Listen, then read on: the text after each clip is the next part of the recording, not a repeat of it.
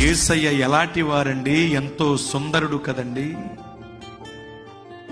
ఎంతో సుందరుడై ఉండి కేవలం మన కొరకు అనగా మానవ జాతి కొరకు సురూపమైనను సొగసైనను లేనివాడిగా అయిపోయారు కదండి. ఆయన తన రూపుని కోల్పోయిన మన కొరకు మన రూపంలో భూలోకానికి వచ్చి మనల్ని తన రూపంలోనికి మార్చుకోవటానికి సురూపమైనను సొగసైనను లేనివాడిగా అయిపోయారండి యేసు ప్రభువు వారు. అలాంటి గొప్ప దేవుడు మన నుండి ఆత్మీయ సౌందర్యాన్ని కోరుకోవటంలో తప్పుందా? చెప్పండి. స్వార్థం ఉందా? లేదు. కనుక ఆయన కోరుకుంటున్న కోరికకు తగిన వారంగా మనం మారిపోవాలి. ఆయన కోరుకుంటున్న రూపురేఖలలోనికి మనము రూపాంతరం చెందాలి. ముడత, మచ్చ, డాగు, కలంకమట్టిదేది లేనిదైన ఆత్మీయ సౌందర్యము కలిగిన వధువు సంఘముగా రాకడకు మనము సిద్ధపడాలి. స్తోత్రం.